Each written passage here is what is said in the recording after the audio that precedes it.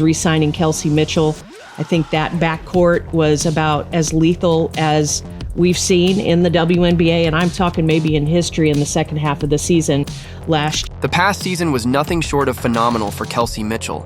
With her scoring prowess, unmatched work ethic, and an uncanny ability to rise to every occasion, Mitchell delivered a season that many will remember for years to come. Personally, here's where I think they didn't do a very good job, and that was with Kelsey Mitchell, who's an unrestricted free agent, because Kelsey Mitchell had a hell of a season this season, and I don't think she got the credit that she... Yet, despite the stellar numbers and countless highlight reel moments, there was an undercurrent of controversy. For a while, a narrative had emerged, fueled by whispers and amplified by one particularly outspoken media figure, suggesting that Mitchell, then an unrestricted free agent, hadn't received the credit she deserved. Critics questioned whether the locker room culture within the Indiana Fever was as supportive as it appeared from the outside. These whispers were especially loud from one voice in the media, a veteran reporter known for her insider scoops on locker room drama. So, to my fans, to the basketball world, I'm excited to be here. I'm excited to be back. Indy's been good to me, and hopefully I could pour in and give the same. So, here's to being a Fever girl. Her name, Sheryl Swoopes, became almost synonymous with controversy in the lead-up to the free agency period. Swoopes had built a reputation for diving into the intimate details of team dynamics, and her latest claims hinted at discontent among key players, even alleging that some of the team's best talents were considering other options. Yet, the Fever, we're like, y'all. That's not my point. There's a lot of other shit going on that players are like, this ain't where I want to be. As the season unfolded and the Fever turned on the charm both on and off the court, a very different story began to emerge. It is in moments like these that the actions of one individual can put a stop to swirling rumors and redefine the narrative. Kelsey Mitchell, whose name had been at the center of much of this controversy, chose to break the cycle of speculation with one powerful move. She re-signed with the Indiana Fever. In doing so, Mitchell not only affirmed her personal commitment to the team, but also effectively silenced those who questioned her loyalty and the overall environment of the locker room. Her decision was more than just contractual, it was a statement, with the simple yet potent declaration. It's a lot. It's a lot. So you have players that are very significant on this Indiana Fever team that are like, I don't want to be here. This is where I want to be. What's up, everybody?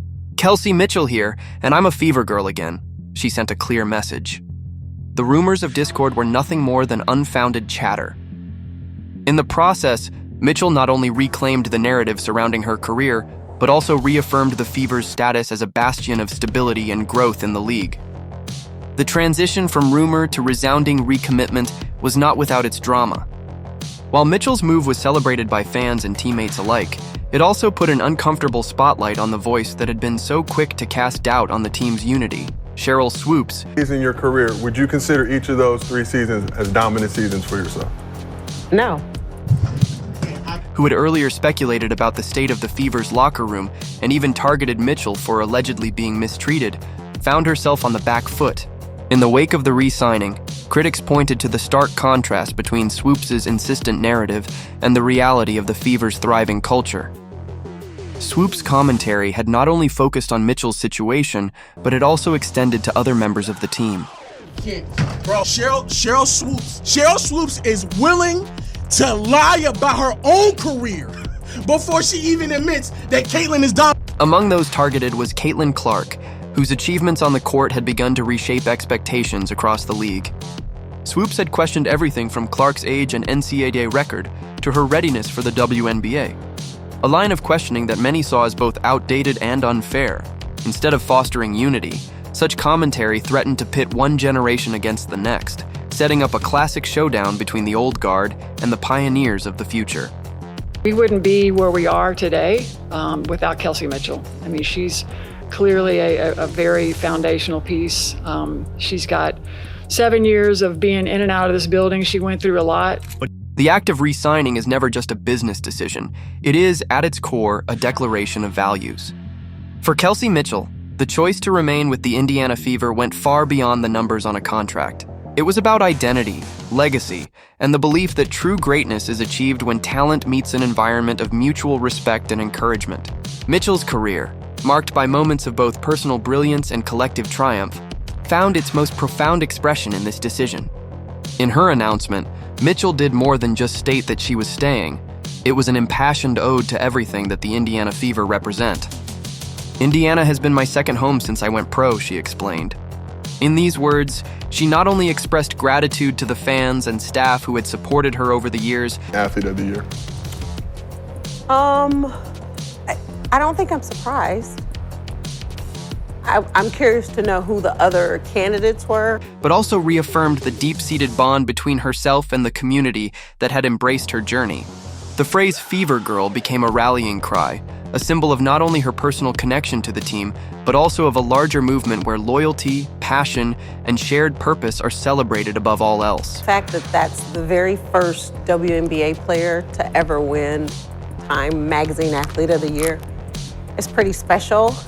And my question is... Among the many topics that Swoopes covered, few were as controversial as her treatment of Caitlin Clark. A rising star whose on-court exploits had captured the imagination of fans worldwide, Clark's story was one of record-breaking performances, historic awards, and the promise of a bright future for women's basketball. Yet, Swoopes questioned the very foundations of her success. In one particularly memorable segment, she suggested that Clark's achievements, such as being the first rookie in nearly 2 decades to make the All-WNBA first team, were overblown, and even went so far as to question whether the accolades were being unfairly awarded. Like the criteria, is it based off of her performance on the court, which, yeah, she had a great year, or is it more about the impact that she had on the game? Critics of Swoopes argued that her commentary was not only factually questionable, noting, for example, that Clark was in fact in her 4th year and had just celebrated her 23rd birthday, not her 5th year as claimed, but also emblematic of an outdated mindset. Instead of celebrating the remarkable strides being made by the next generation of players, Swoopes appeared determined to diminish their accomplishments, casting a shadow over what should have been a moment of pure jubilation. Asia Wilson in there. That was just basketball. So that's what I'm saying. Was it just the performance on the court, or it's global? It's like, I think it's everything. Yeah, it's everything. It was perhaps inevitable that Swoopes' narrative would be challenged, and the challenge came in the form of Kelsey Mitchell's decisive move.